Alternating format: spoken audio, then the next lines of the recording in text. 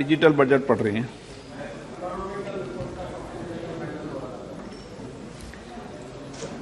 Honorable Speaker,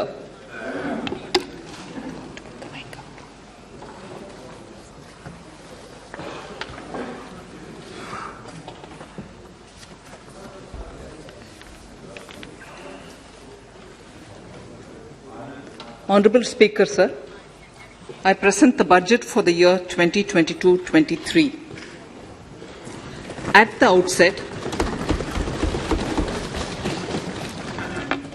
outset, sir, I want to take a moment to express my empathy for those who had to bear adverse health and economic effects of the pandemic. The overall sharp rebound and recovery of the economy is reflective of our country's strong resilience. India's economic growth in the current year is estimated to be 9.2%, highest among all large economies.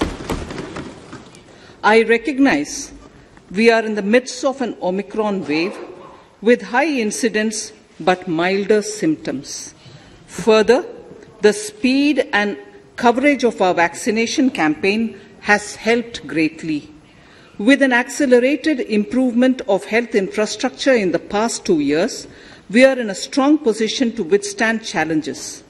I am confident that with Sabka Prayas, we will continue our journey with strong growth.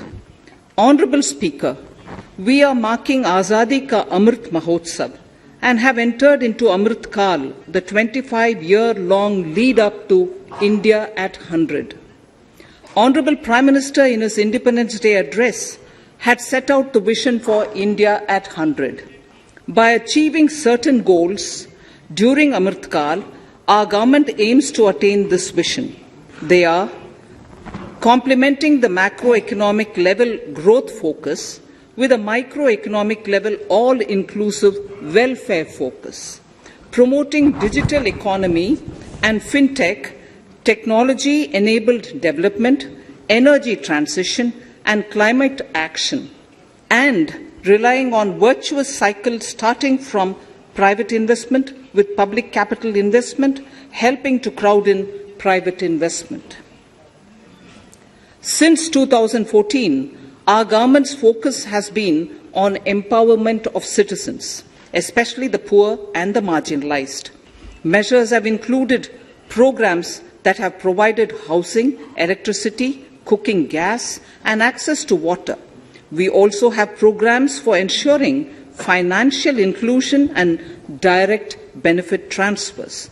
We are committed to strengthening the abilities of the poor to tap all opportunities. Our government constantly strives to provide the necessary ecosystem for the middle classes, a vast and wide section which is populated across various middle income brackets, to make use of the opportunities they so desire.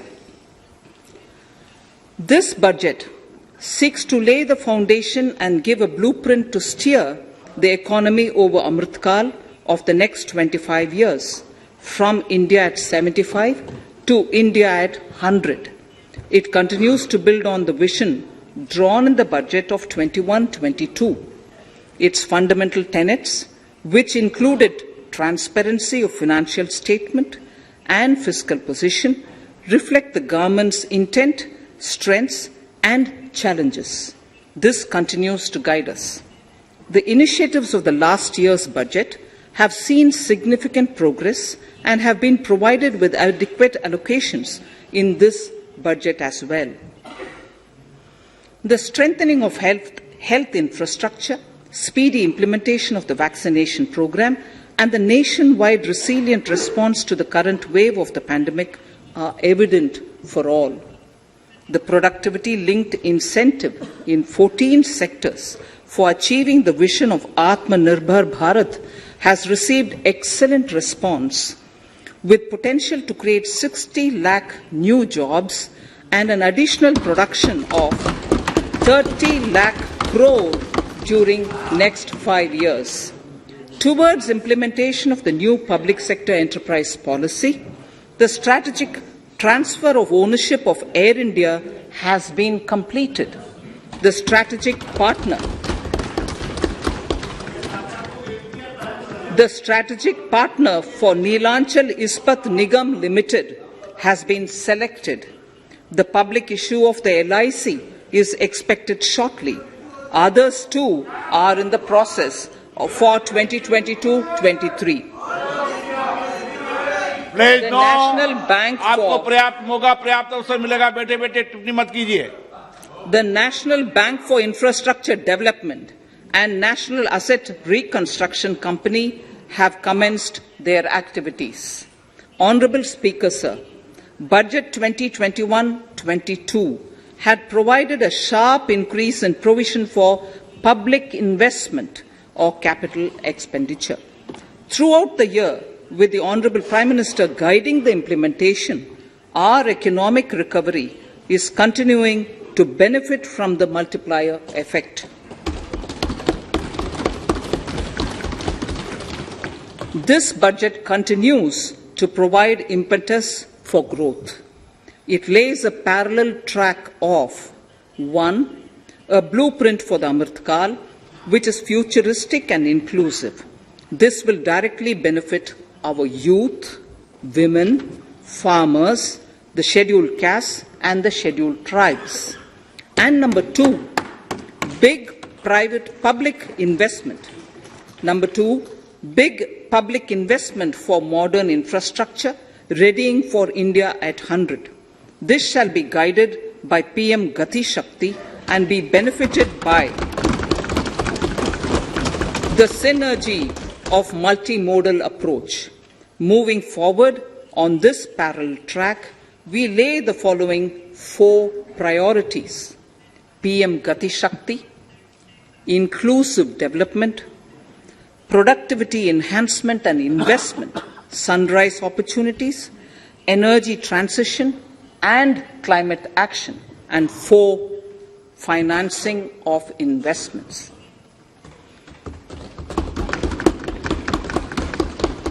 PM Gati Shakti. PM Gati Shakti is a transformative approach for economic growth and sustainable development. The approach is driven by 7 engines, namely roads, railways, airports, ports, mass transport, waterways, and logistics infrastructure. All 7 engines will pull forward the economy in unison. These engines are supported by the complementary roles of energy transmission, IT communication, bulk water and sewerage, and social infrastructure. Finally, the approach is powered by clean energy and Sabka Prayas.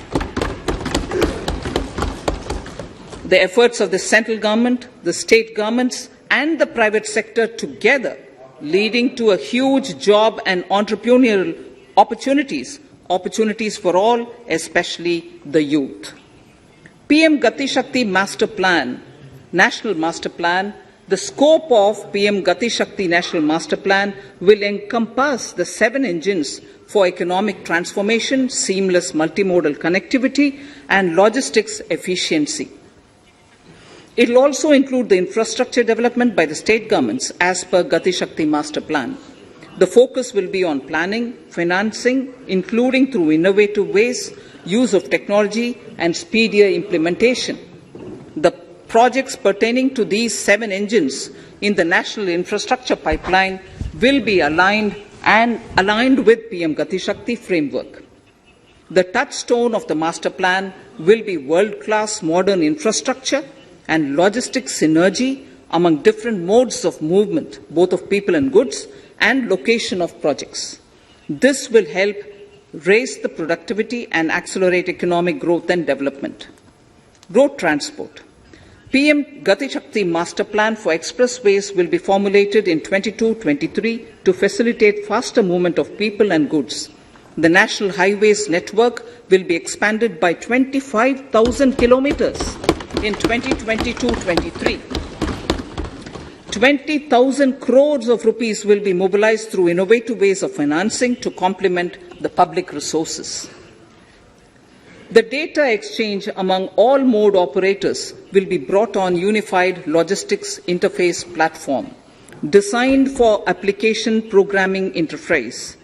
This will provide for efficient movement of goods through different modes, reducing logistics cost and time, assisting just-in-time inventory management, and in eliminating tedious documentation. Most importantly, this will provide real-time information to all stakeholders and improve international competitiveness. Open source mobility stack for organizing seamless travel of passengers will also be facilitated. Contracts for implementation of multimodal logistic parks at 4 locations through PPP mode will be awarded in 22-23. Railways will develop new products and efficient logistics services for small farmers and small and medium enterprises, besides taking the lead in integration of postal and railways network to provide seamless solutions for movement of parcels. One station, one product concept will be popularized to help local businesses and supply chains. As a part of Atmanirbhar Bharat, 2,000 kilometers of network will be brought under Kavach, the indigenous world-class technology for safety and capacity augmentation in 2022-23. 400 new generation Vande Bharat trains will better energy efficiency and passenger riding experience will be developed and manufactured during the next 3 years. 100 PM Gati Shakti cargo terminals for multimodal logistics facilities will be developed during the next 3 years. Innovative ways of financing and faster implementation will be encouraged for building metro systems of appropriate type at scale. Multimodal connectivity between mass urban transport and railway stations will be facilitated on priority. Design of metro systems, including civil structures, will be reoriented and standardized for Indian conditions and needs. Parvat Mala, as a preferred ecologically sustainable alternative to conventional roads in difficult hilly areas, National Ropeways Development Program will be taken up on PPP mode. The aim is to improve connectivity and convenience for commuters, besides promoting tourism. This may also cover congested urban areas where conventional mass transit system is not feasible. Contracts for 8 such ropeway projects for a length of 60 kilometers will be awarded in 22-23. With technical support from the Capacity Building Commission, central ministries, state governments, and their infra agencies will have their skills upgraded. This will ramp up capacity in planning, design, financing, including innovative ways, and implementation management of the PM Gati Shakti infrastructure projects. Inclusive development, our second priority. Agriculture. The procurement of wheat in Rabi 21-22 and the estimated procurement of paddy in Kharif 21-22 will cover 1,208 lakh metric tons of wheat and paddy from 163 lakh farmers, and 2.37 lakh crores will be the direct payment of MSP value to their accounts. Chemical-free natural farming will be promoted throughout the country, with a focus on farmers' lands in 5-kilometer wide corridors along the river Ganga at the first stage. 2023 has been announced as the International Year of Millets. Support will be provided for post-harvest value addition, enhancing domestic consumption, and for branding millet products nationally and internationally. To reduce our dependence on import of oil seeds, a rationalized and comprehensive scheme to increase domestic production of oilseeds will be implemented. For delivery of digital and high-tech services to farmers, with involvement of public sector research and extension institutions, along with private agri-tech players and stakeholders of agri-value chains, a scheme in PPP mode will be launched.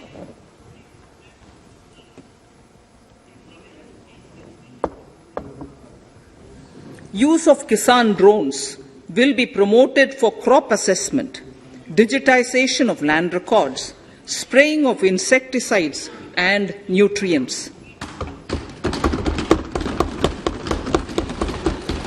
States will be encouraged to revise syllabi of agricultural universities to meet the needs of natural, zero budget and organic farming, modern day agriculture, value addition and management. A fund with blended capital raised under the co-investment model will be facilitated through the NABARD. This is to finance startups for agriculture and rural enterprise relevant for farm produce value chain. The activities of these startups will include inter alia, support for FPOs, machinery for farmers on rental basis at farm level, and technology including IT-based support. The implementation of the Ken-Betwa link project at an estimated cost of 44,605 crores will be taken up. This is aimed at providing irrigation benefits to 9.0 lakh hectare of farmers' lands, drinking water supply to 62 lakh people, 103 megawatt of hydro, 27 megawatt of solar power, allocations of 4,300 crores of rupees in the RE 21-22 and 1,400 crores of rupees in 22-23 have been made for this project.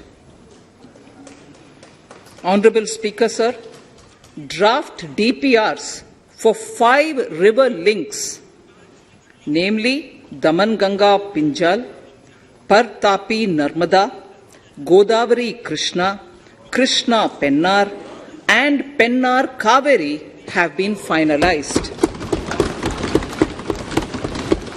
Once a consensus is reached among the beneficiary states, the Centre will provide support for their implementation. For farmers to adopt suitable varieties of fruits and vegetables and to use appropriate production and harvesting techniques, our government will provide a comprehensive package with participation of state governments. MSMEs, Udyam, eShram, NCS and ASEEM portals will be interlinked. Their scope will be widened. They will now perform as portals with live organic databases, providing G2C, B2C and B2B services. These services will relate to credit facilitation, skilling and recruitment with an aim to further formalize the economy and enhance entrepreneurial opportunities for all. Emergency Credit Line Guarantee Scheme has provided the much needed additional credit to more than 130 lakh MSMEs. This has helped them mitigate the adverse impact of the pandemic. The hospitality and related services, especially those by micro and small enterprises, are yet to regain their pre-pandemic level of business.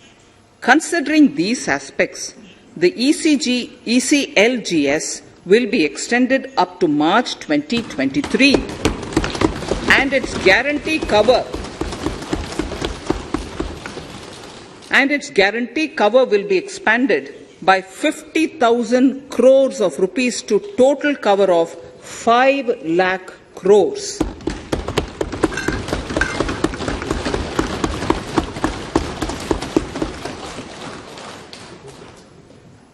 with the additional amount being earmarked exclusively for the hospitality and related sectors. Credit Guarantee Trust for Micro and Small Enterprises, CGT-MSE, scheme will be revamped with required infusion of funds.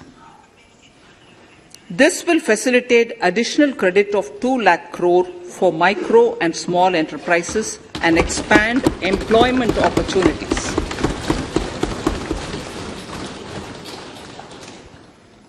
Raising and accelerating MSME performance RAMP program will outlay of 6,000 crore over 5 years will be rolled out.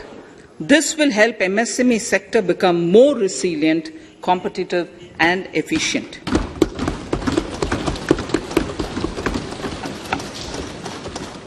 Skilling programs and partnership with the industry will be reoriented to promote continuous skilling avenues, sustainability and employability. The National Skill Qualification Framework will be aligned with dynamic industry needs. Digital ecosystem for skilling and livelihood, the Desh Stack e-portal, will be launched. This aims to empower citizens to skill, reskill or upskill through online training. It will also provide API-based trusted skill credentials, payment and discovery layers to find relevant jobs and entrepreneurial opportunities. Startups will be promoted to facilitate Drone Shakti through varied applications and for drone as a service.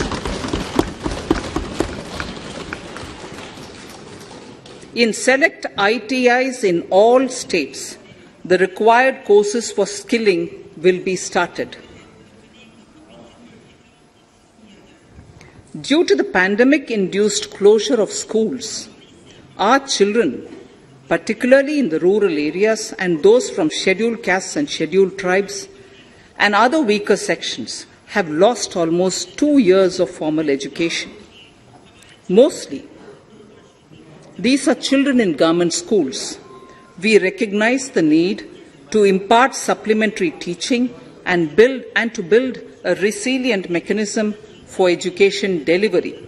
For this purpose, One Class, One TV channel program of PM E-Vidya will be expanded from 12 to 200 TV channels. This will enable all states to provide supplementary education in regional languages for classes 1 to 12.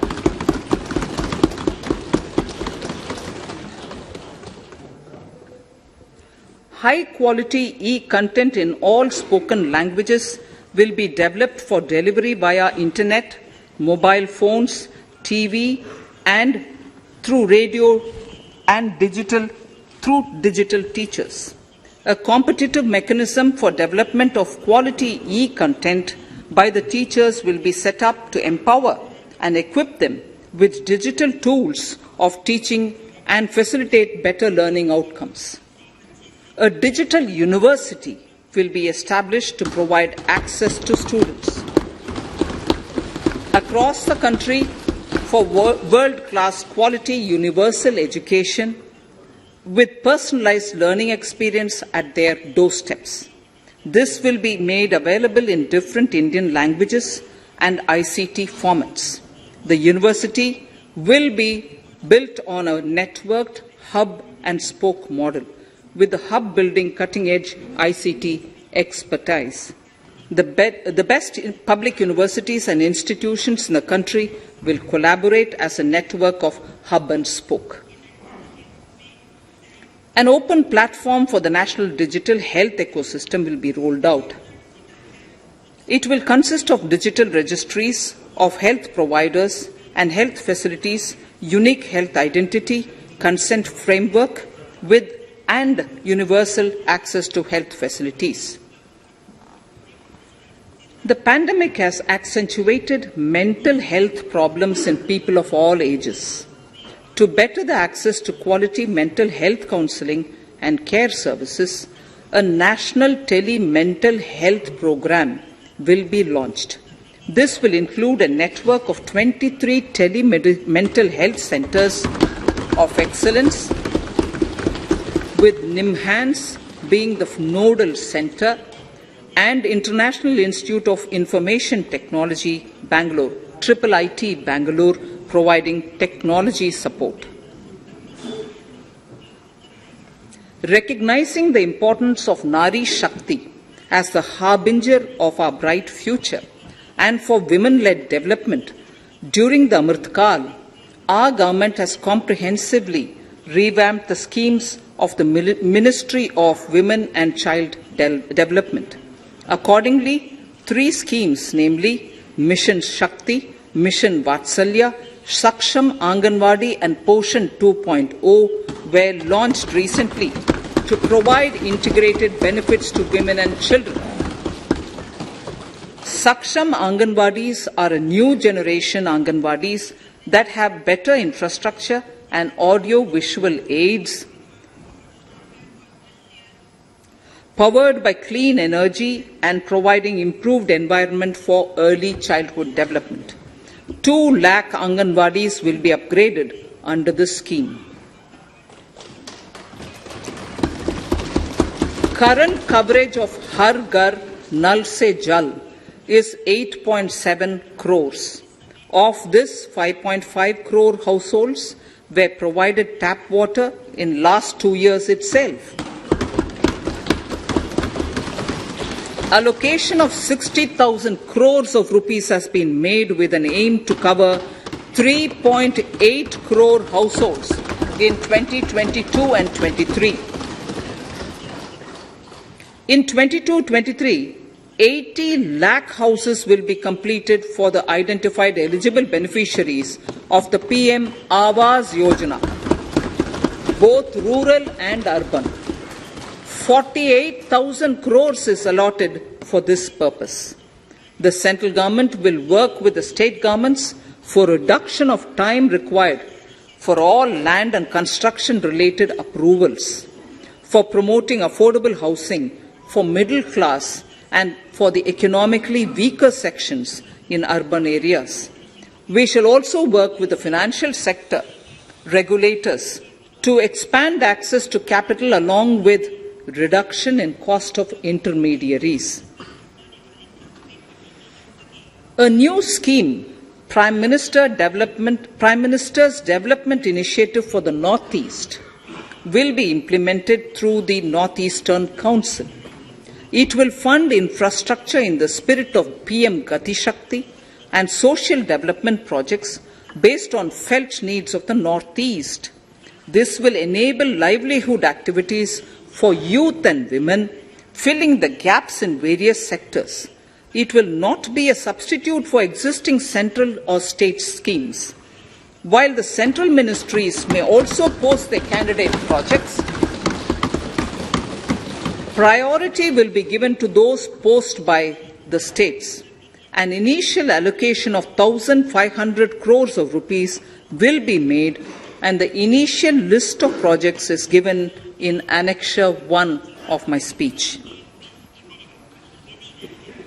Our vision to improve the quality of life of citizens in the most backward districts of the country through Aspirational Districts program has been translated into reality in a very short span of time. 95% of those 112 districts have made significant progress in key sectors such as health, nutrition, financial inclusion, and basic infrastructure. They have surpassed even some of the state average values.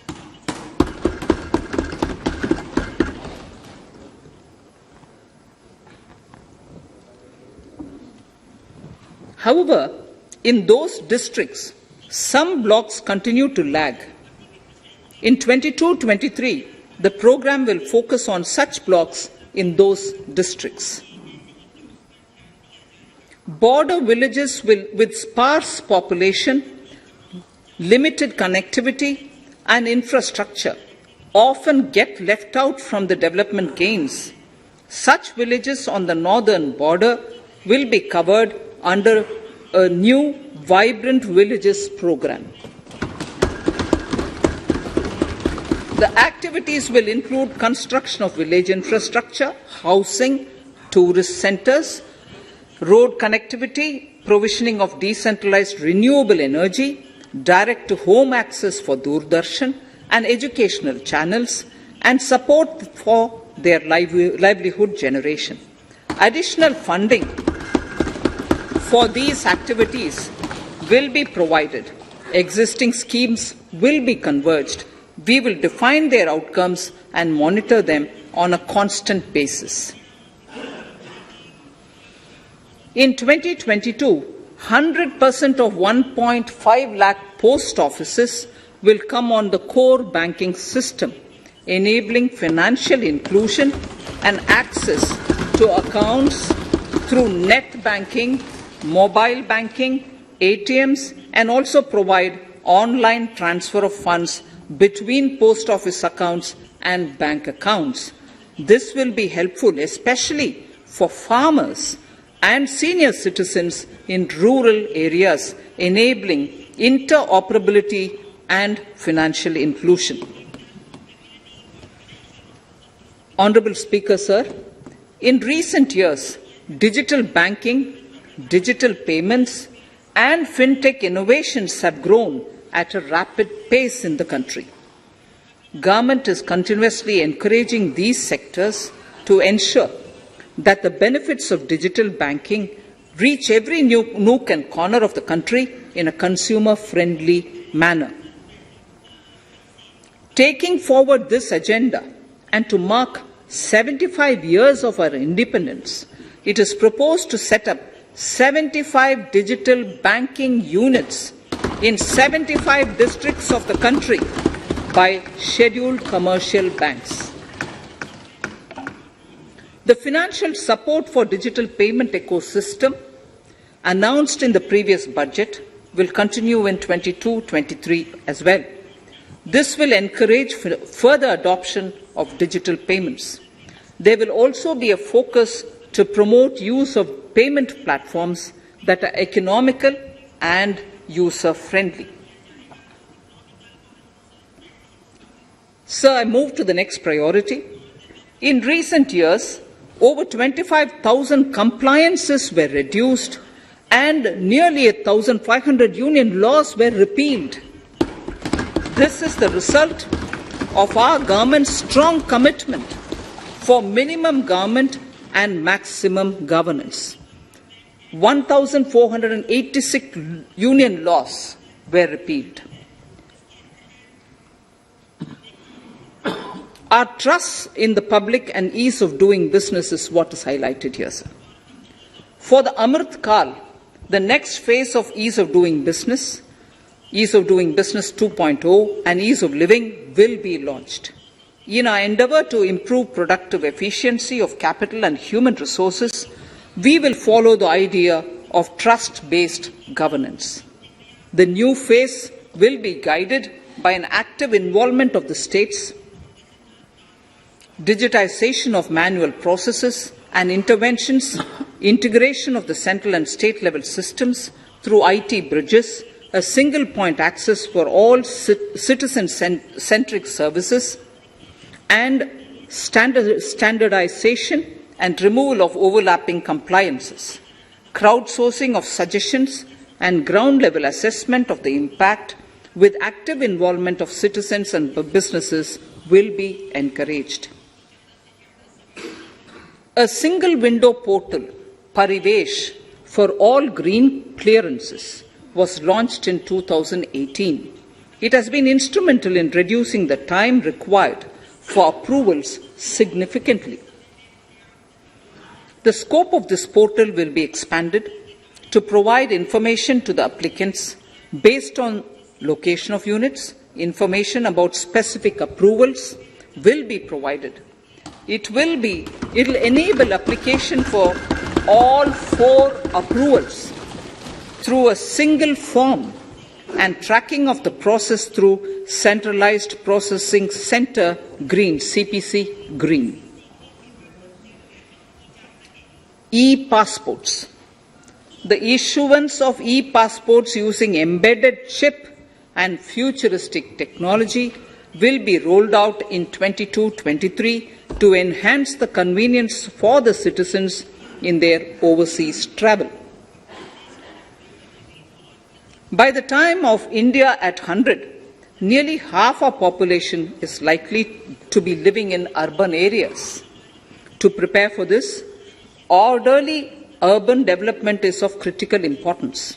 This will help realize the country's economic potential, including livelihood opportunities for the demographic dividend. For this, on the one hand, we need to nurture the megacities and their hinterlands to become current centers of economic growth. On the other, we need to facilitate Tier 2 and Tier 3 cities to take on the mantle in the future. This would require us to reimagine our cities into centers of sustainable living with opportunities for all, including women and our youth. For this to happen, urban planning cannot continue with a business as usual approach. We plan to steer a paradigm change. A high-level committee of reputed urban planners, urban economists, and institutions will be formed to make recommendations on urban sector policies, capacity building, planning, implementation, and governance. For urban capacity building, support will be provided to the states. Modernization of building bylaws, town planning schemes, transit-oriented development will be implemented. This will facilitate reforms for people to live and work closer to the mass transit systems. The central government's financial support for mass transit projects and Amrit scheme will be leveraged for formulation of action plans and their implementation for facilitating the TOD and TPS by the states. For developing India-specific knowledge in urban planning and design, and to deliver certified training in these areas, up to 5 existing academic institutions in different regions will be designated as centers of excellence. These centers will be provided endowment fund of 250 crore each. In addition, the AICTE will take the lead to improve syllabi, quality and access of urban planning courses in other institutions. We will promote a shift to use of public transport in urban areas. This will be complemented by clean tech and governance solutions, special mobility zones with zero fossil fuel policy and EV vehicles. Battery swapping policy. Considering the constraint of space in urban areas, for setting up charging stations at scale, a battery swapping policy will be brought out and interoperability standards will be formulated.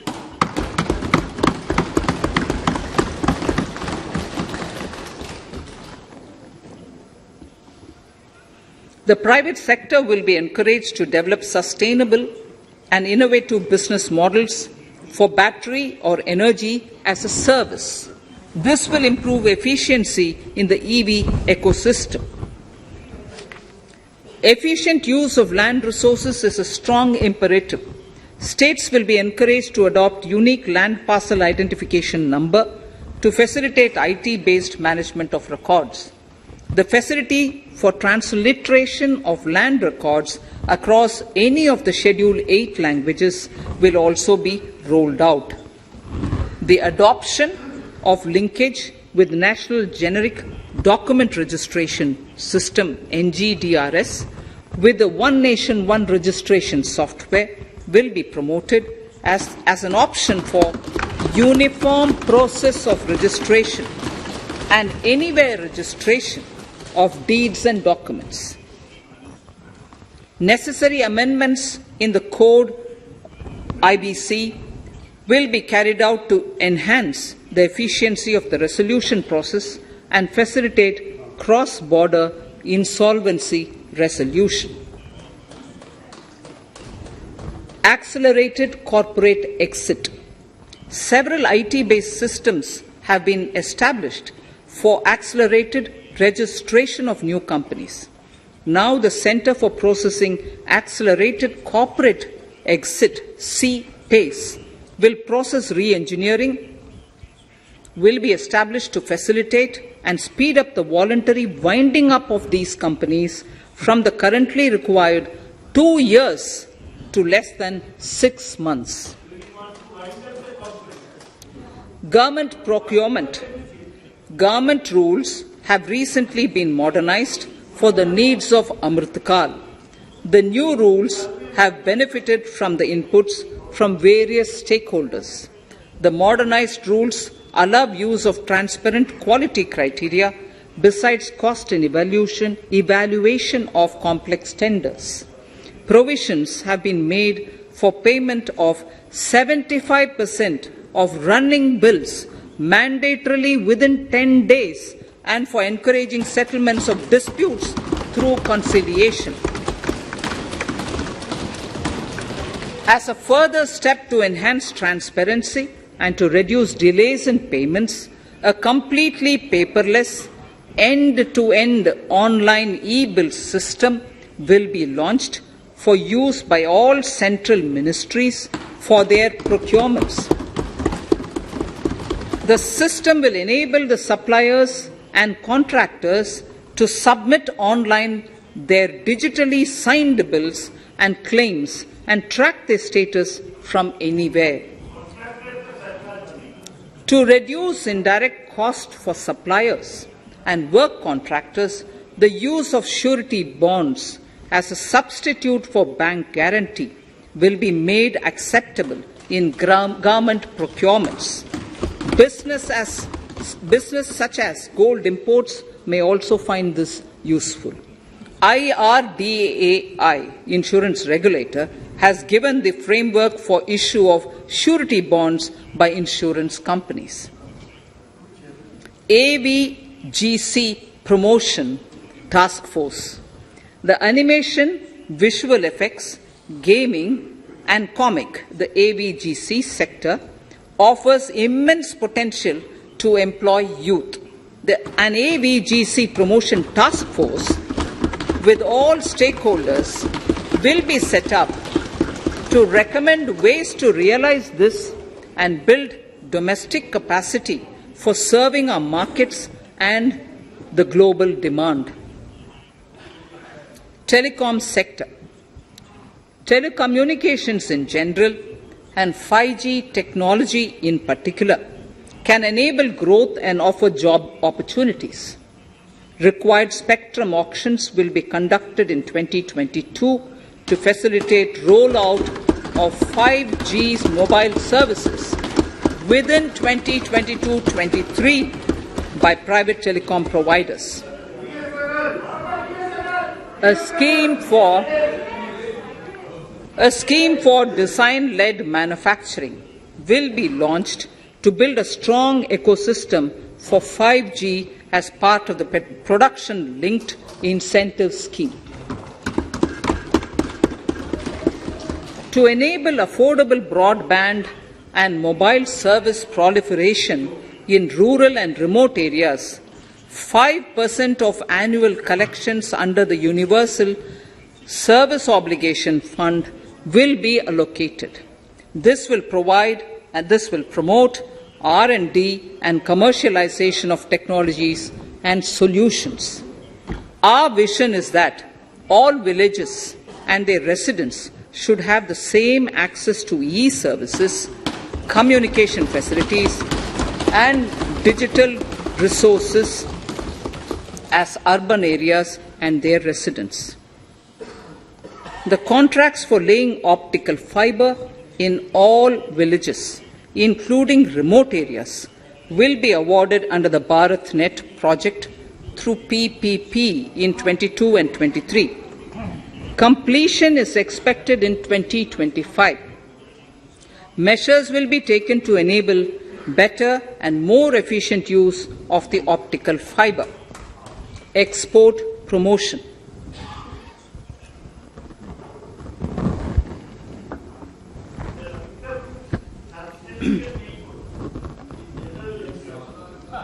The Special Economic Zones Act will be replaced with a new legislation that will enable the states to become partners in development of enterprise and service hubs.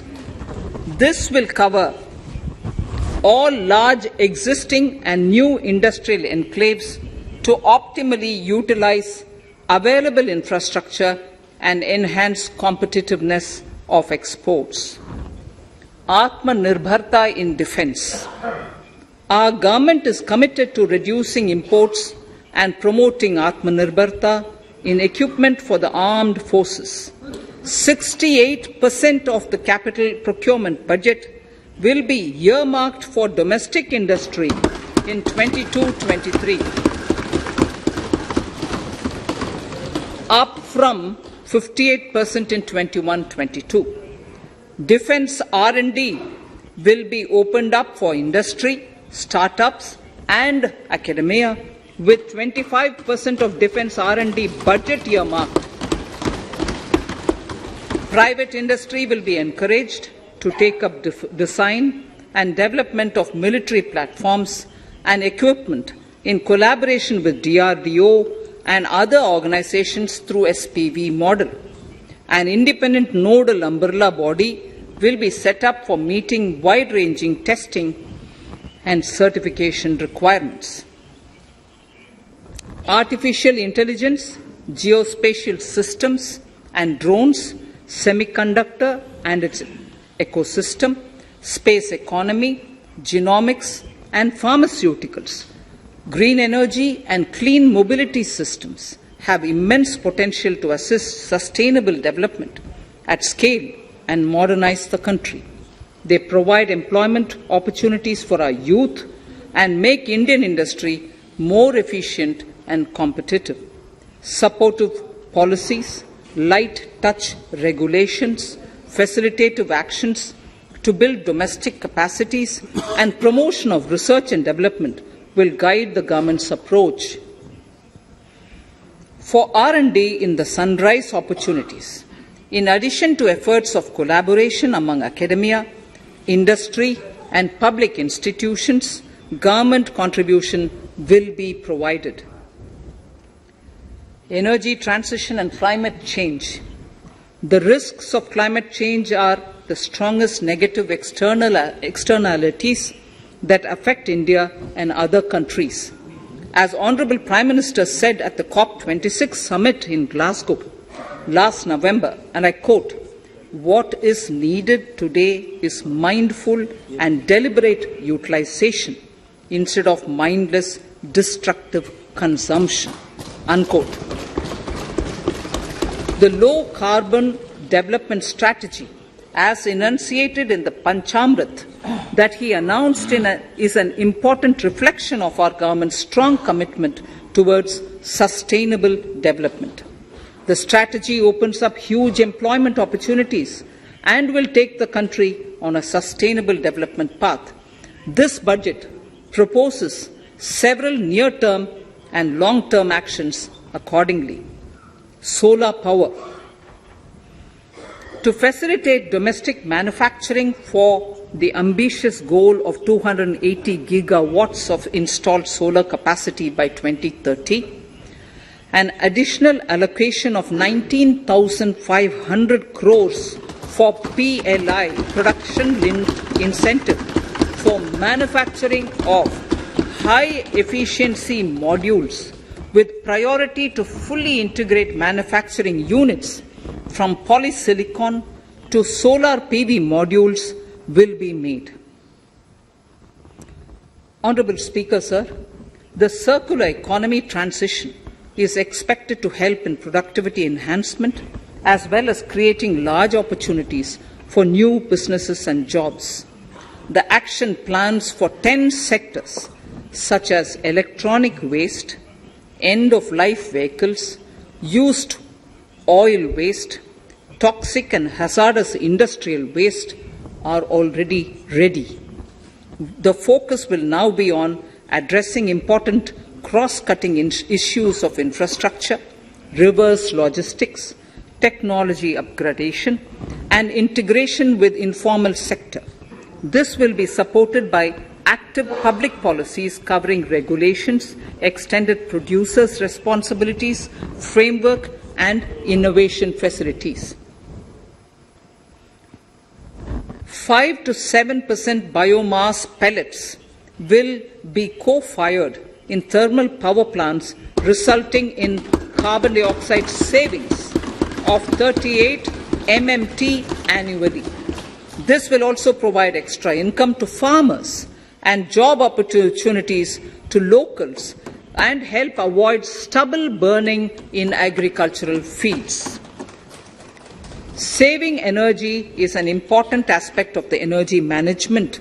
Hence, energy efficiency and savings measures will be promoted. This will be done in large commercial buildings through the energy service company business model. It will facilitate capacity building and awareness for energy audits, performance contracts, and common measurement of and verification protocol. 4 pilot projects for coal gasification and conversion of coal into chemicals required for the industry will be set up to evolve technical and financial viability. The policies and required legislative changes to promote agroforestry and private forestry will be brought in. In addition, financial support will be provided to farmers belonging to scheduled castes and scheduled tribes who want to take up agroforestry. Honourable Speaker, I now move to the 4th priority, financing of investments. Capital investment holds the key to speedy and sustainable economic revival and consolidation through its multiplier effect. Capital investment also helps in creating employment opportunities, induced enhanced demand for manufactured input from large industries and MSMEs, services from professionals, and help farmers through better agri-infrastructure. The economy has shown strong resilience to come out of the effects of the pandemic with high growth. However, we need to sustain that level to make up for the setback of 2020-2021. As outlined in para 5 earlier, the virtuous cycle of investment requires public investment to crowd in private investment. At this stage, private investments seem to require that support to rise to their potential and to the needs of the economy. Public investment must continue to take the lead and prime the private investment and demand in 2022-23. Considering the above imperative, the outlay for capital expenditure in the Union budget is once again being stepped up sharply by 35.4% from 5.54 lakh crore in the current year to 7.50 lakh crores in 22-23. This has increased to more than 2.2 times the expenditure of 2019-20. This outlay in 22-23 will be 2.9% of the GDP. Effective capital expenditure, with this investment taken together with the provision made for creation of capital assets through grants and aid to states, the effective capital expenditure of the central government is estimated at 10.68 lakh crores in 22-23, which will be about 4.1% of the GDP. Green bonds. As a part of the government's overall market borrowings in 22-23, sovereign green bonds will be issued for mobilizing resources for green infrastructure. The proceeds will be deployed in public sector projects, which help in reducing the carbon intensity of the economy. GIFT IFSC. World-class foreign universities and institutions will be allowed in the GIFT city to offer courses in the financial management, fintech, science, technology, engineering, and mathematics free from domestic regulations, except those by the IFSCA to facilitate availability of high-end human resources for financial services and technology. An international arbitration center will be set up in the GIFT city for timely settlement of disputes under international jurisprudence. Services for global capital, for sustainable and climate finance in the country will be facilitated in the GIFT city. Infrastructure status. Data centers and energy storage systems, including dense charging infrastructure and grid-scale battery systems, will be included in the harmonized list of infrastructure.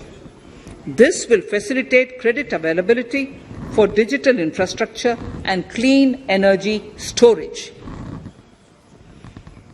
Venture capital and private equity invested more than 5.5 lakh crores last year, facilitating one of the largest startup growth system.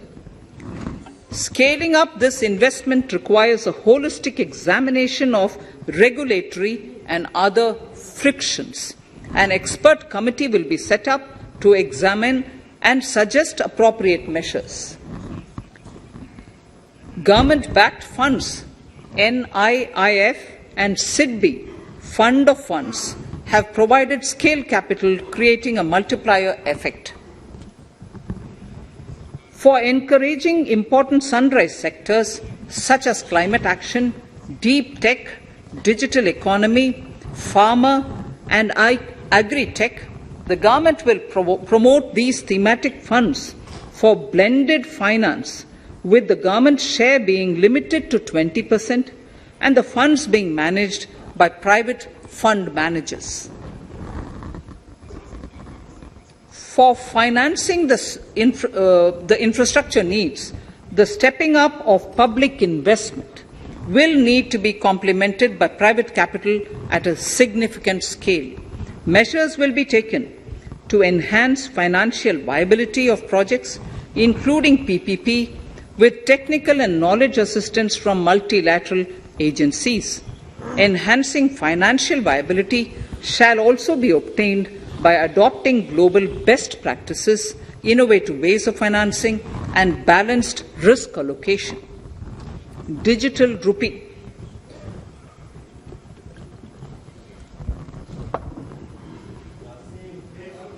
Introduction of a central bank digital currency will give a big boost to digital economy. Digital currency will also lead to a more efficient and cheaper currency management system.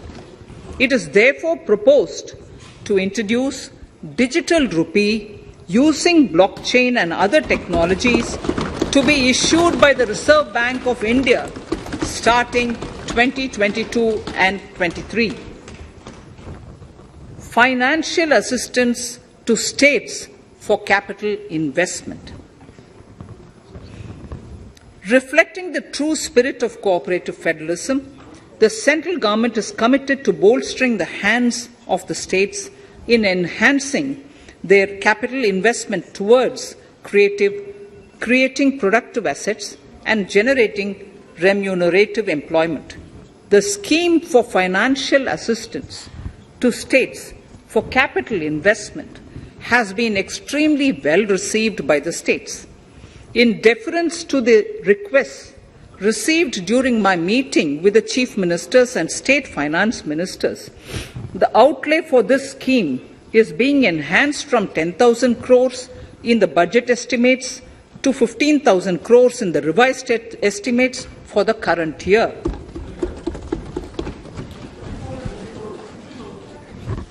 For 22-23,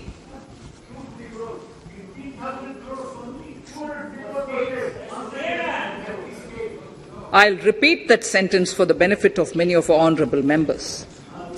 In deference to the requests received during my meeting with chief ministers and state finance ministers, the outlay for this scheme is being enhanced from 10,000 crores in the BE to 15,000 crores, 15,000 crores in the RE of the current year. For 22-23, the allocation is 1 lakh crores to assist the states in catalyzing the overall investments in the economy. These 50-year interest-free loans are over and above the normal borrowings allowed to the states,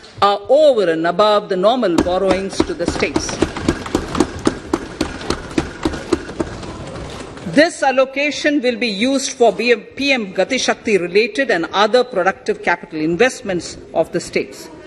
It will also include components for supplemental funding for priority segments of PM Gram Sadak Yojana, including support for the state share, digitization of the economy, including digital payments and completion of OFC network, and reforms related to building bylaws, town planning schemes, transit-oriented development, and transferable development rights.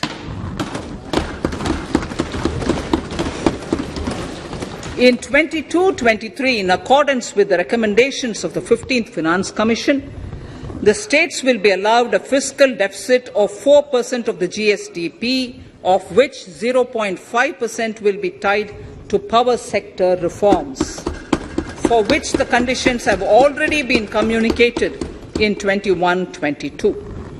Fiscal management. As against a total expenditure of 34.83 lakh crores of rupees projected in the BE 21-22, the revised estimate is 37.70 lakh crores. The revised estimate of capital expenditure is 6.3 lakh crores of rupees. This includes an amount of 51,971 crores towards settlement of outstanding guaranteed liabilities of Air India and its other sundry commitments. Coming to the budget estimates, Honourable Speaker, sir, the total expenditure in 22-23 is estimated at 39.45 lakh crores, while the total receipts other than borrowings are estimated at 22.84 lakh crores of rupees.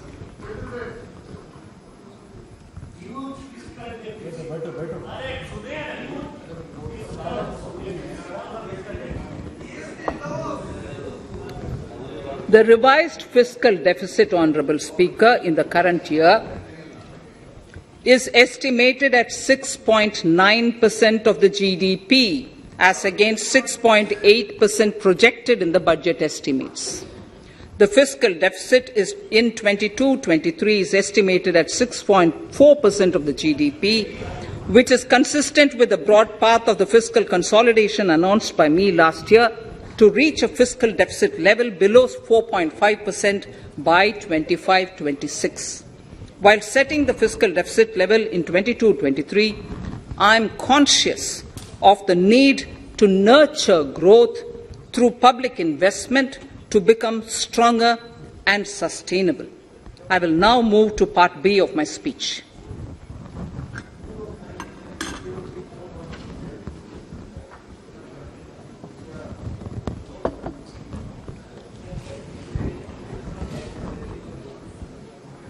Direct tax. Honourable Speaker, sir, I take this opportunity to thank all the taxpayers of our country who have contributed immensely and strengthened the hands of the government in helping their fellow citizens in this hour of need. So I have brought in a little verse from the Mahabharata. I wouldn't spend more time reading because I would like the speech to get enough time. However, the substance of it is the king must make arrangements for yoga kshema, which is the welfare of the populace, by way of abandoning any laxity and by governing the state in line with dharma, along with collecting taxes which are in consonance with dharma. This is Mahabharata Shanti Parva Adhyaya, Shloka 11 from 72. Drawing wisdom from our ancient texts, we continue on the path to progress. The proposals in this budget, while continuing with our declared policy of stable and predictable tax regime, intend to bring more reforms that will take ahead our vision to establish a trustworthy tax regime. This will further simplify the tax system, promote voluntary compliance by taxpayers, and reduce litigation. Introducing new updated return. India is growing at an accelerated pace and people are undertaking multiple financial transactions. The Income Tax Department has established a robust framework of reporting of taxpayers' transactions. In this context, some taxpayers may realize that they have committed omissions or mistakes in correctly estimating their income for tax payment. To provide an opportunity to correct such errors, I am proposing a new provision permitting taxpayers to file an updated return on payment of additional tax. This updated return can be filed within 2 years from the end of the relevant assessment year.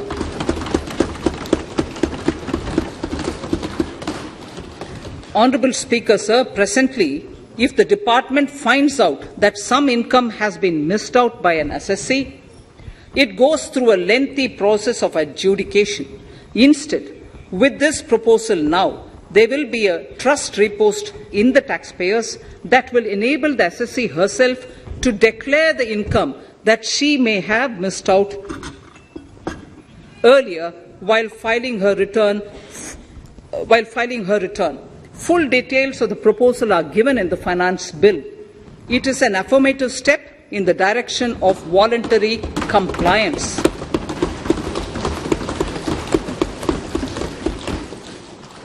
Reduced alternative minimum tax rate and surcharge for cooperatives.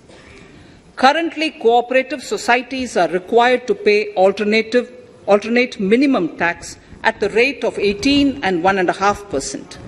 However, companies pay the same rate, the same, which is the alternate minimum tax, at the rate of 15%.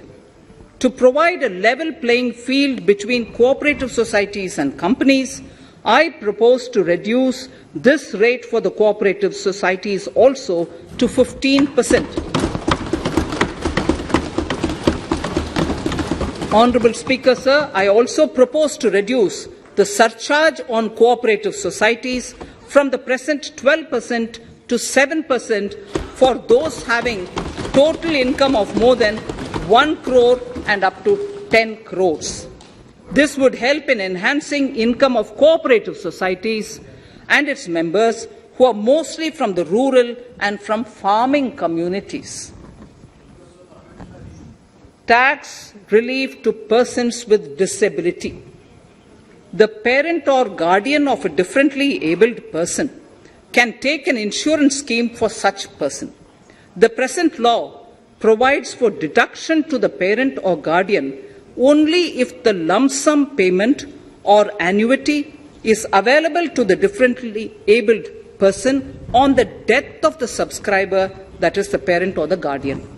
There could be situations where the differently abled dependent may need payment of annuity or lump sum amount even during the lifetime of their parent or guardian.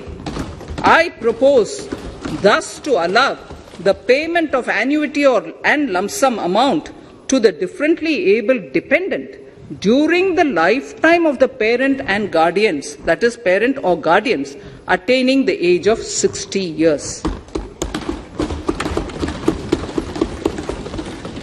Parity between employees of the state and central governments. At present, the central government contributes 14% of the salary of its employee to the National Pension System, NPS, Tier 1. This is allowed as a deduction in computing the income of the employee. However, such deduction is allowed only to the extent of 10% of the salary in case of employees of the state governments. To provide equal treatment to both central and state government employees, I propose to increase the tax deduction limit from 10% to 14% on employers' contribution to the MPS account of state government employees as well. This would help in enhancing the social security benefits of the state government employees and bring them at par with central government employees. Incentives for startups. Startups have emerged as drivers of growth for our economy. Over the past few years, the country has seen a manifold increase in successful startups. Eligible startups established before 31/3/2022 had been provided a tax incentive for 3 consecutive years out of the 10 years from incorporation. In view of the COVID pandemic, I propose to extend the period of incorporation of the eligible startup by 1 more year, that is, up to 31/3/2023, for providing such tax incentives.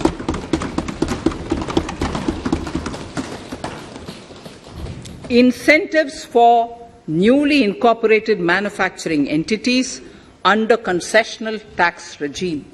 In an effort to establish a global competitive business environment for certain domestic companies, a concessional tax regime of 15% was introduced by our government for newly incorporated domestic manufacturing companies. I propose to extend the last date for commencement of manufacturing or production under Section 115B(ab) by 1 more year, that is from 31st March 2023 to 31st March 2024.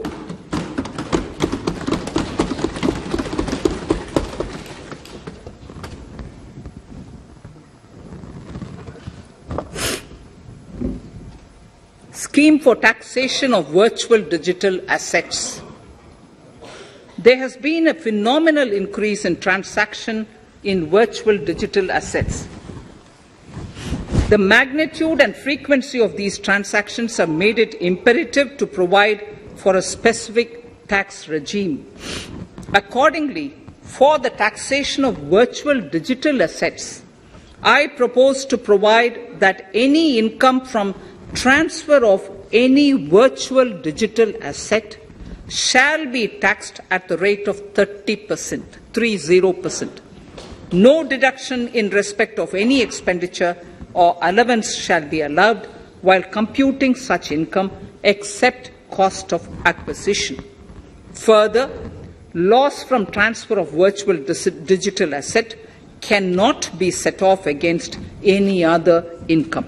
Further, in order to capture the transaction details, I also propose to provide for TDS on payment made in relation to transfer of virtual digital asset at the rate of 1% of such consideration above a monetary threshold. Gift of virtual digital asset is also proposed to be taxed in the hands of the recipient.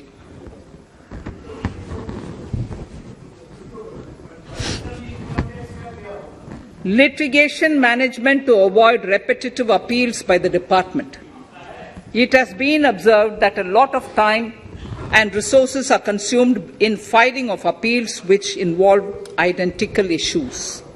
Taking forward our policy of sound litigation management, I propose to provide that if a question of law in the case of an assessee is identical to a question of law which is pending in the appeal before a jurisdictional high court or Supreme Court, in any case, the filing of further appeal in the case of this assessee by the department shall be deferred till such a question of law is decided by the jurisdictional high court or the Supreme Court. This will greatly help in reducing the repeated litigation between taxpayer and the department. Taking forward our efforts to further promote the IFSC, I hereby propose to provide that income of a non-resident from offshore derivative instruments or over-the-counter derivatives issued by an offshore banking unit, income from royalty and interest on account of lease of ship, and income received from portfolio management services in IFSC shall be exempt from tax subject to specified conditions. Rationalization of surcharge. In the globalized business world, there are several work contracts whose terms and conditions mandatorily require formation of a consortium. The members in the consortium are generally companies. In such cases, the income of these AOPs has to suffer a graded surcharge up to 37%, which is a lot more than surcharge on the individual companies. Accordingly, I propose to cap the surcharge of these AOPs at 15%. Further, the long-term capital gains on listed equity shares, units, etc., are liable to maximum surcharge of 15%, while other long-term capital gains are subjected to a graded surcharge which goes up to 37%. I propose to cap the surcharge on long-term capital gains arising on transfer of any type of assets at 15%. This step will give a boost to startup community, and along with my proposal on the extended tax benefits to manufacturing companies and startups, reaffirms our commitment to Atmanirbhar Bharat. Clarification in relation to health and education cess as business expenditure. The income tax is not an allowable expenditure for computation of business income. This includes tax as well as surcharges. The health and education cess is imposed as an additional surcharge on the taxpayer for funding specific government welfare programs. However, some courts have allowed health and education cess as business expenditure, which is against the legislative intent. To reiterate the legislative intent, I propose to clarify that any surcharge or cess on income and profits is not allowable as business expenditure. Deterrence against tax evasion. Honourable Speaker, sir, presently there is ambiguity regarding set-off of brought forward loss against undisclosed income detected in search operations. It has been observed that in many cases where undisclosed income or suppression of sales, etc., is detected, payment of tax is avoided by setting off of losses. In order to bring certainty and to increase deterrence among tax evaders, I propose to provide that no set-off of any loss shall be allowed against undisclosed income detected during search and survey operations.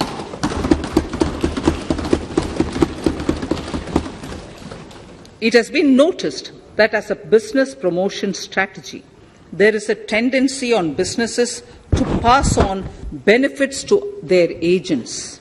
Such benefits are taxable in the hands of the agents.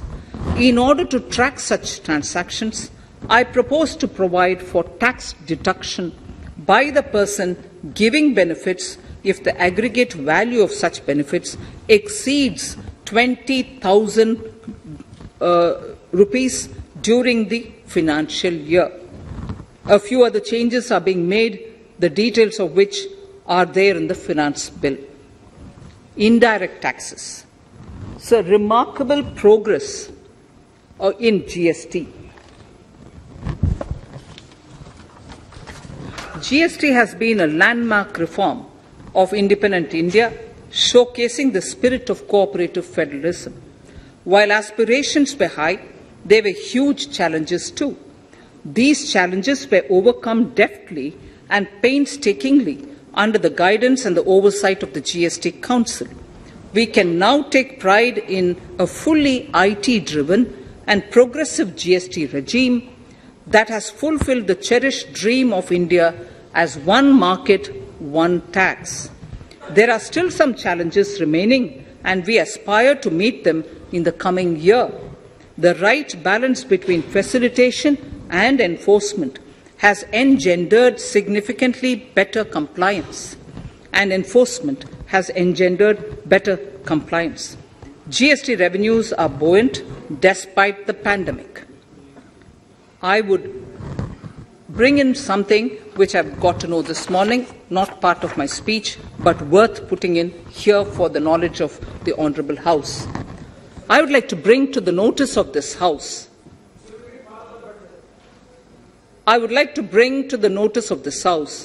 that the gross GST collections for the month of January 22 are rupees 1,40,986 crores,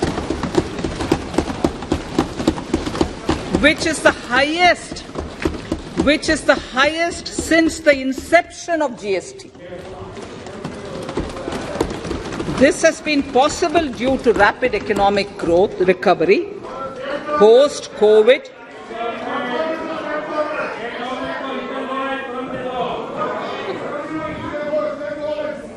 This has been possible due to the rapid economic recovery post-COVID, as well as various policy and administration undertaken by central and state tax administrations. Taxpayers deserve applause for this growth. Not only did they adapt to the changes, but enthusiastically contributed to the cost of paying taxes. Special economic zones. In part A of my speech, I have referred to the proposed reforms in SEZs. Alongside, we will also undertake reforms in customs administration of SEZs, and it shall henceforth be fully IT-driven and function on the customs national portal with a focus on higher facilitation and with only risk-based checks. This will ease doing business by SEZ units considerably. This reform shall be implemented by 30th September 2022. Customs reforms and duty rate changes. Customs administration has reinvented itself over the years through liberalized procedures and infusion of technology. Faceless customs has been fully established. During COVID-19 pandemic, customs formation have done exceptional frontline work against all odds, displaying agility and purpose. Customs reforms have played a very vital role in domestic capacity creation, providing level playing field to our MSMEs, easing the raw material supply side constraints, enhancing ease of doing business, and being an enabler to other policy initiatives such as PLI and phased manufacturing plants. My proposal on customs side are aligned to these objectives. Project imports and capital goods. National Capital Goods Policy 2016 aims at doubling the production of capital goods by 2025. This would create an employment opportunities and result in increased economic activity. However, several duty exemptions, even extending to over 3 decades, in some cases have been granted to capital goods for various sectors like power, fertilizer, textiles, leather footwear, food processing, and fertilizers. These exemptions have hindered the growth of the domestic capital goods sector.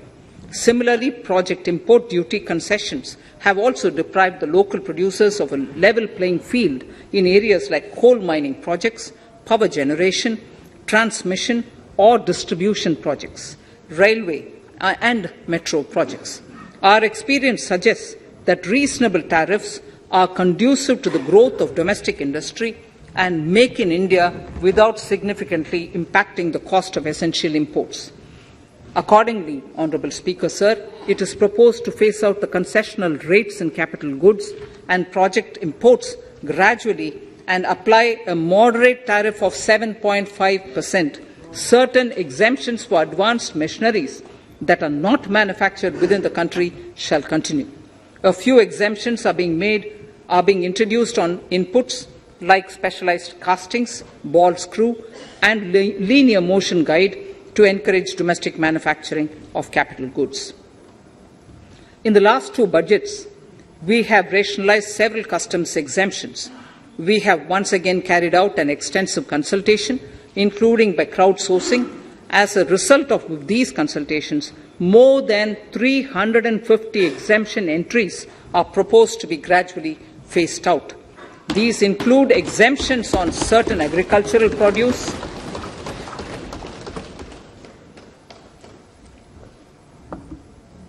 chemicals, fabrics, medical devices and drugs, and medicines for which sufficient domestic capacity exists. Further, as a simplification measure, several concessional rates are being incorporated in the customs tariff schedule itself instead of prescribing them through various notifications. This comprehensive review will simplify the customs rate and tariff structure, particularly for sectors like chemicals, textiles, and metals, and minimize disputes. Removal of exemption on items which are or can be manufactured in India and providing concessional duties on raw material that go into manufacturing of intermediate products will go many a step forward in achieving our objective of Make in India and Atmanirbhar Bharat. I shall now take up specific sector-specific proposals. Electronics. Electronic manufacturing has been growing rapidly. Customs duty rates are being calibrated to provide a graded rate structure to facilitate domestic manufacturing of wearable devices, hearable devices, and electronic smart meters. Duty concessions are being given to parts of transformer of mobile phone chargers and camera lens of mobile camera module and certain other such items. This will enable domestic manufacturing of high-growth electronic items. Gems and jewellery. To give a boost to the gems and jewellery sector, customs duty on cut and polished diamonds and gemstones is being reduced to 5%. Simply sawn diamond would attract nil customs duty. To facilitate export of jewellery through e-commerce, a simplified regulatory framework shall be implemented by June this year.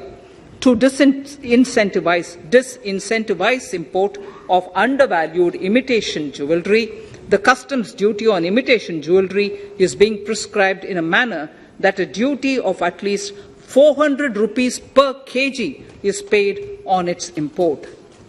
Chemicals. Customs duty on certain critical chemicals, namely methanol, acetic acid, and heavy feedstocks for petroleum refining, are being reduced, while duty is being raised on sodium cyanide, for which adequate capacity in the domestic arena exists. These changes will help in enhancing domestic value addition. MSMEs. Duty on umbrellas is being raised to 20%. Exemption to parts of umbrellas is being withdrawn.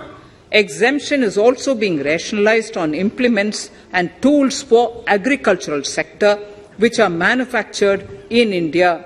Customs duty exemption given to steel scrap last year is being extended for another year to provide relief to MSME secondary steel producers. Certain anti-dumping and CVD on stainless steel and coated steel flat products, bars of alloy steel and high-speed steel are being revoked in larger public interest considering prevailing high prices of metals. To incentivize exports, exemptions are being provided on items such as embellishment, trimmings, fasteners, buttons, zipper, lining material, specified leather, furniture fittings, and packaging boxes that may be needed by bona fide exporters of handicrafts, textiles, leather garments, leather footwear, and other goods. Honourable Speaker, sir, duty is being reduced on certain inputs required for shrimp aquaculture so as to promote its exports. Tariff measure to encourage blending of fuel. Blending of fuel is a priority for this government. To encourage the efforts for blending of fuel, unblended fuel shall attract an additional differential excise duty of rupees 2 per litre from first day of October 22. A few other changes are being made in duty rates, customs tariff and customs law, the details of which are there in the finance bill. Mr. Speaker, sir, with these words, I commend the budget to this august House. Thank you. Item number 2, Srimati Nirmala Sitharaman ji.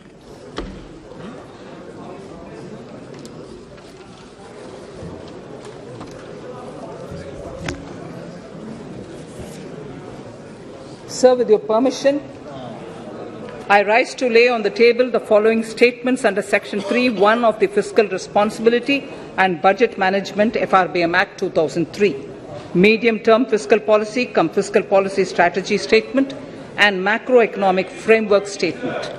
Item number 3, Vitt Videk 2020, Nirmala Sitharaman ji. Sir, item number 3, Finance Bill. Sir, with your permission, I rise to move for leave to introduce the Finance Bill 2022. प्रश्न ये कि वित्त विधेयक को पुनर्स्थापित करने की अनुमति प्रदान की जाए। जो सदस्य इसके पक्ष में हाँ गए, जो सदस्य विरोध में ना गए, मेरे विचार में निर्णय हाँ वालों के पक्ष में, हाँ वालों के पक्ष में। माननीय मंत्री जी, वित्त विधेयक को पुनर्स्थापित करें। Sir, I introduce the bill. सभा की कार्रवाई कल बुधवार दिनांक 2 फरवरी 2022 को 4:30 बजे तक के लिए स्थगित की जाती है।